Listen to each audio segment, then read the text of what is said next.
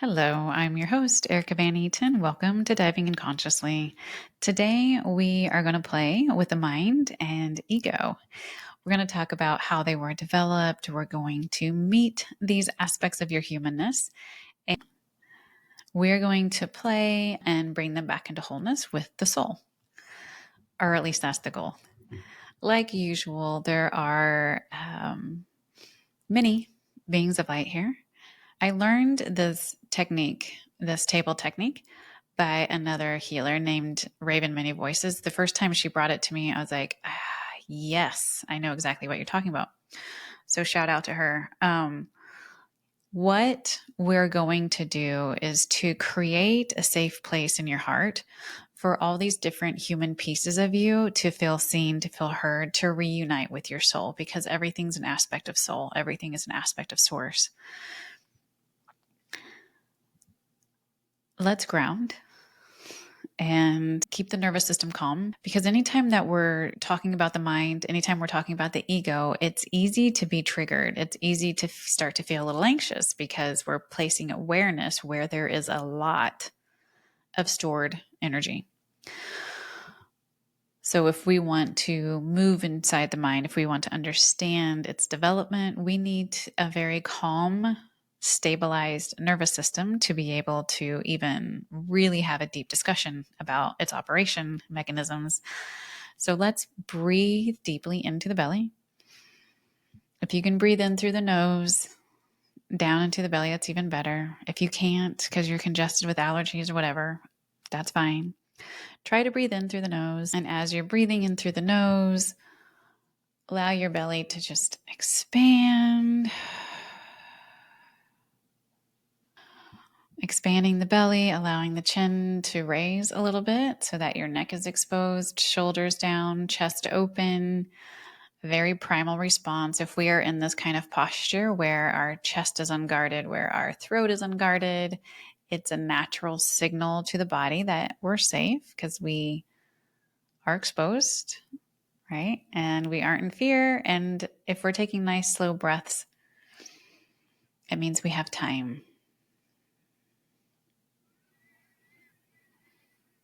So taking a few deep breaths in, now we can begin to imagine that this incredibly vibrant green blanket of grass is starting to come up and wrap up around your legs and come up over the top of your shoulders, wrapping like a nice warm blanket.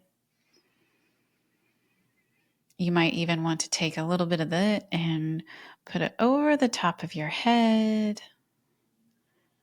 And just feel this vibrant green color coming over the top of you, drooping down to the ground, and you can begin to feel your energy kind of melt and blend into the earth.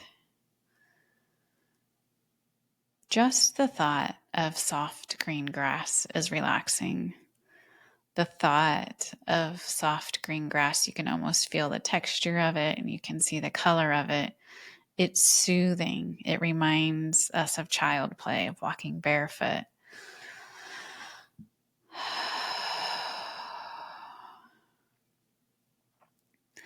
So when we do grounding techniques, we want to come at it from a multi-sensory approach.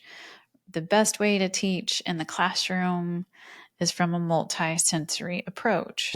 We can utilize these same systems when we are working with ourselves. If we're working with grounding, come at it from a multi-sensory approach through visualization, through pretending you can feel that soft green grass, from pretending you can smell the grass as it's cascading over your head. You can feel it underneath your feet as you rub your toes in the dirt or the grass. So just feel yourself starting to soothe, starting to slow down, starting to trust your experience here. Good. And now that we are a little bit more grounded, open up your heart center by imagining that there's a door on the front of your heart. This is where we play pretend. If it's hard for you to visualize, doesn't matter. Just think door open, door open. Allow a door to open. Now, inside your heart, maybe you feel, see, sense that it's beating. And you can see the pulsation of the heart as it's contracting and relaxing and contracting and relaxing. But you also notice that there's space in the heart. And so we're asking for your spirit, your soul to come forward. Now we're going to ask for the consciousness of your mind to come forward. Your mind, it's like its own human. It has its own consciousness. It's a brain. And we know that we are not our thoughts because we can become aware of our thoughts.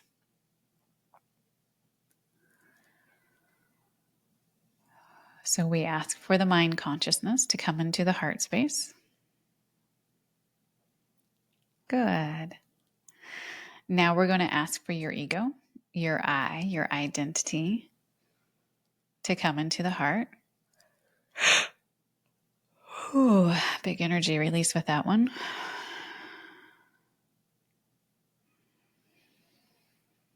Asking for your I, your ego to come front and center into your heart. This is a safe space. We're not judging it. We're not crucifying it. We're not trying to kill it. We're inviting it to be seen, to be felt, to be heard.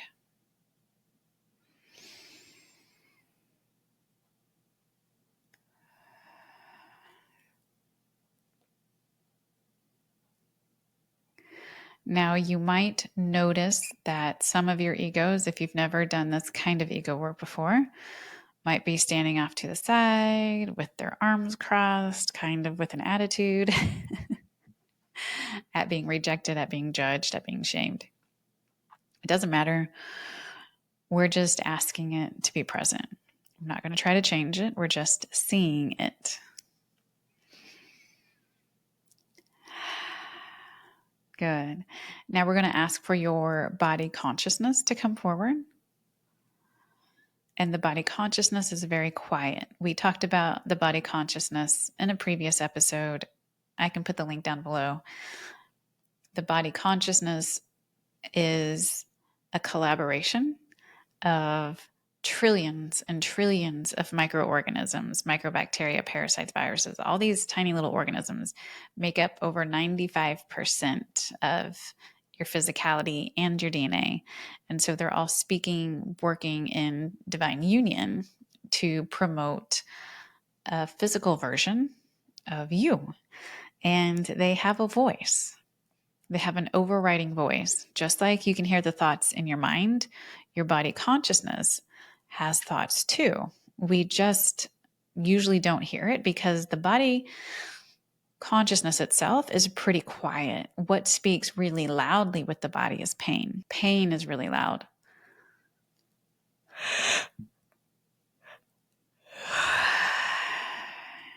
Just as a reminder, when I am yawning, that means that we are working on some energy. Usually energy is being released because a big high frequency of volume, a big volume of energy is coming in so that we can begin to release the incoherencies and gunk buildup. So asking your body consciousness to come into your heart space. Good. Now, as we relax even more into the chair you're sitting on or the bed you're laying down in, wherever you're at, continue to feel into the grass, smell the grass, feel the grass under your feet, feel the grass over your head. Take a deep breath.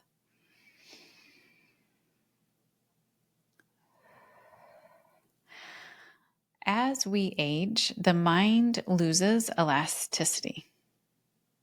Now, 95% of your day, there's a lot of 95% today, 95% of your day is run through subconscious belief forms. we're going to begin to explain to your ego and to your mind how they developed. So, as the brain was developing in the fetus, in the womb of the mother, the heart was actually the very first thing to develop. And the heart has a magnetic field and is taking in information when it's not self-consuming. And when we're developing, of course, we're taking in information from our environment. The heart magnetic field was bringing information in from the people in the environment. And the things that came in the most often are subconscious belief forms that the parents in our environment or the caretakers in our environment weren't even aware that they were feeling or hearing or saying, because it's so ingrained into their systems that they have no idea that they're promoting things like lack or insecurity or unworthiness. When we're not consciously aware, we're projecting and allowing these energies just to roll out from us and touch everything in our environment. So you being a developing fetus and your heart being the first thing to develop on your fetus, it takes 40 days for the heart to develop, and it has the magnetic field. So it's magnetically pulling in all this information from your environment. Now, the brain has a cardiac nerve plexus that resides right at the top of it. And that nerve plexus is a brain, and it sends almost twice as many signals to the brain in the head as the brain in the head sends to the rest of the body. It's in constant communication. It's dictating how we feel, what we see, what we sense through the information that it's pulling in. So this heart was pulling in information from your parents in the form of frequency. Everything's frequency, right? It's not like you were consciously thinking through the things that were coming into your field. You were downloading these frequencies.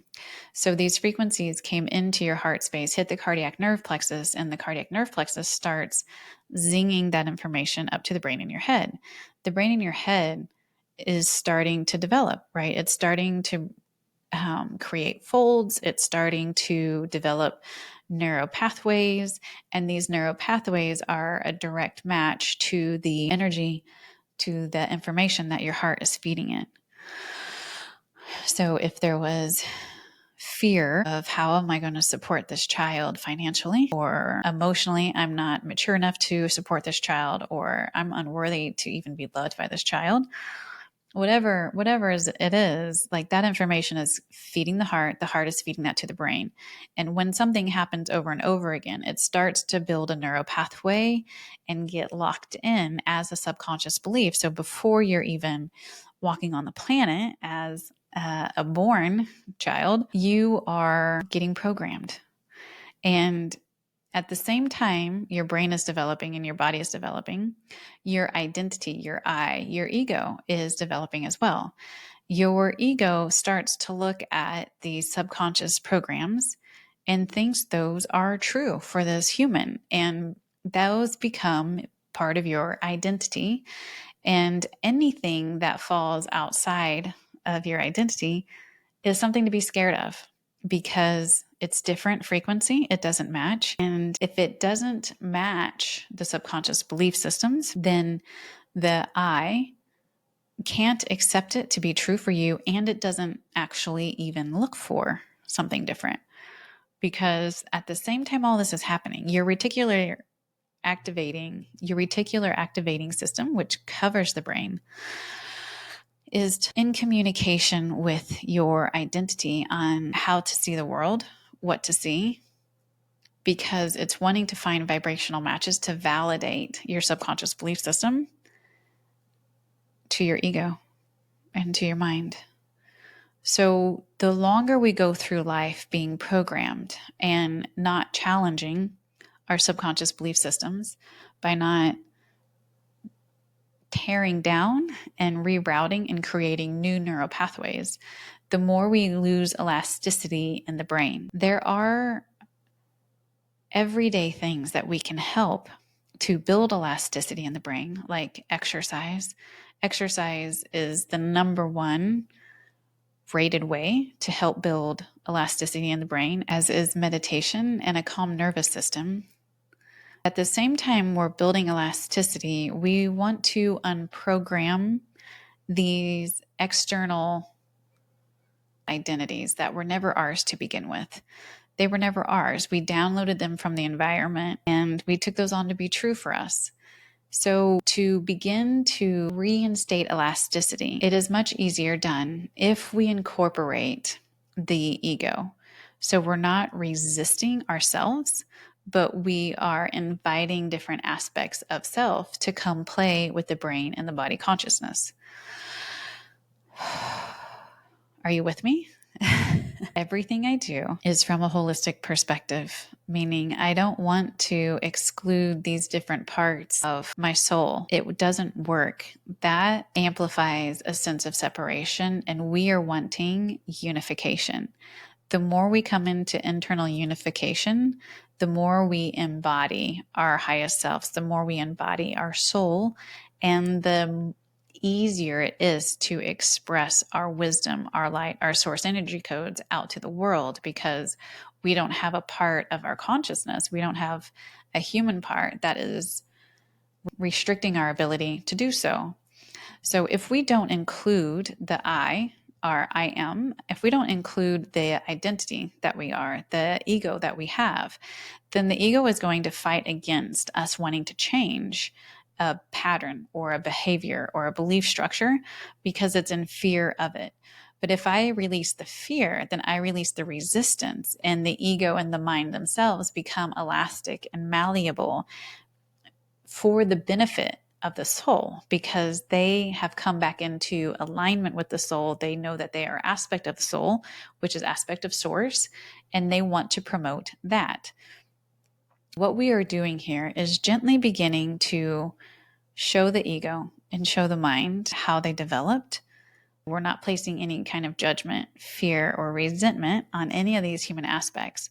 We're just understanding this is how we used to operate. But that operational platform isn't working for us anymore. We're wanting to experience something different. So how do we do that? We need to unravel what we did, which came from separation, into a place of wholeness and integration, so we can experience internal unification. These are a lot of words. So take a deep breath in. Now what I would like for you to do is invite your soul to come forward and ask your soul to wrap itself around your ego and your mind and your body and welcome them home. The ego, the mind, the body consciousness, they all carry your source energy codes, the rays of light that you incarnated on, that you arose from. They carry the God self that you are, the information, the wisdom, all within it. They just didn't know because they fell in line with the beliefs of the environment. But now we can begin to see those codes of light that you are light up in your ego, light up in your brain consciousness, light up in your body consciousness, light up in your soul. And as your ego, your mind, your body consciousness all look back at your soul, look into the soul, it can begin to see what exactly is true for you. The only thing that's ever been true is this light that you are. So we can begin to have these different aspects of you. Look at your source energy codes and compare the belief systems, the subconscious belief systems that have been dictating your behavior and your reality for quite some time, and look to see if they are a vibrational match. Everything is energy. Is it really true that I am unworthy to receive love? Well, let's just look at the frequency of that belief system. And if I look at that, unworthiness to receive love is quite incoherent, and it's like a dingy, dark shadow color. Well, does that resemble anything that's in your soul? Not really. Okay. So if I don't see that in my soul, then the ego and the mind and the body consciousness can begin to see, oh, that's not actually true for who I am. That's just a program that I downloaded. So then it's not something to fear, to let go of, or to grip onto, but rather it's something just to allow to leave the body's systems. If I can gently begin to allow that to leave the body's systems, then I can begin to look for evidence of the opposite. Of course, I'm a loving being. And of course, people can love me because I'm source. I came from source as an aspect of source. And source is love. And if I look at divine love from another, well, that frequency is very beautiful and coherent. And if I look into my soul, if I look at the colors of light that I am, oh, that plays beautifully with me. That expands me. It doesn't contract me. That expands the light that I am. If that expands the light that I am, then that's something that I want to promote. So now my ego isn't in fear of it. It is actively seeking that out. And because like attracts like, if I am allowing the source energy codes that I am to radiate out from me, from a place of divine love for self, then of course I'm going to become a vibrational match to that in my environment.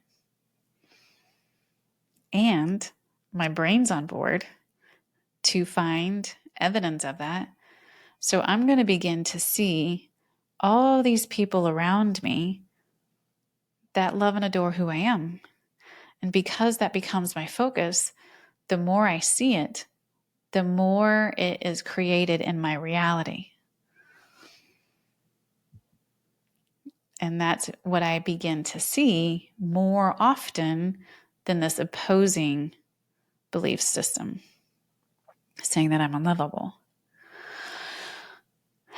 What we are doing in a very gentle, loving way, an inclusive way with self, is opening up a dialogue between the ego, the mind, the body, consciousness with the soul that is actively looking for subconscious programmings that are just not true for you, that are not a vibrational match to the truth of who you are, which we can always see in our heart space when we open up that door.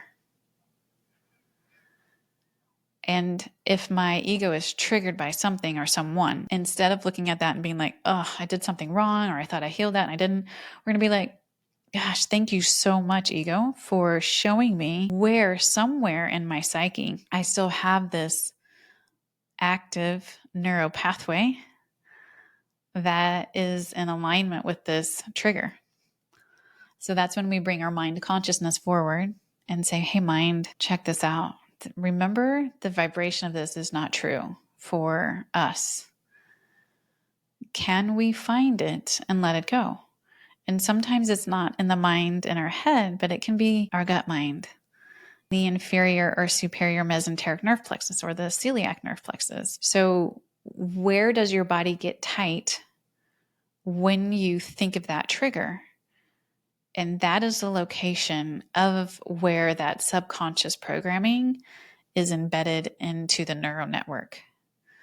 And if it's in the body and not in the head, then we call forward the body consciousness and say, body consciousness, let's take a look at this. And we're going to breathe into it. Remember that this isn't actually the truth of who we are, because we're soul, and our soul looks nothing like this. Our soul actually looks like this, and then just open the door to your soul. And it's okay if you have a hard time seeing.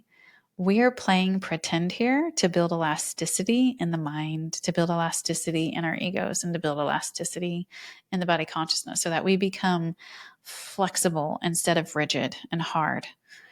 You know, a lot of times as people age, they become even more ingrained in their beliefs and unable to, or I shouldn't say unable, it's difficult for them to learn new tricks, new things, new technology, because they've become rigid.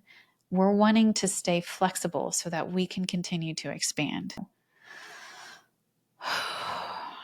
That whole podcast was pretty much an activation. I walked you through I felt many of your minds going into your heart. A lot of your egos were quite resistant in the beginning, and that's okay. Gently guided them in just to be seen. So do this practice by inviting and getting comfortable with opening up these conversations within yourself.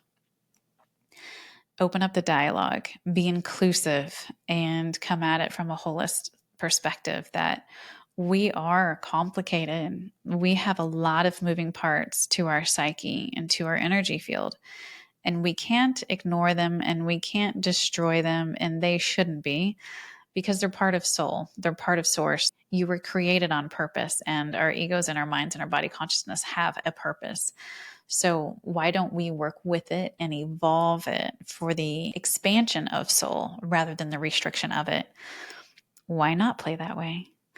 Thank you for playing with me. Thank you for being open to knowing your humanness differently and being inclusive. I genuinely love playing with you guys. I am so grateful that you took the time to do this with me today. Be sure to like and follow and subscribe and share with other friends, family that are needing some inclusion and unity within their own lives. Thank you, thank you, thank you. So much love and light.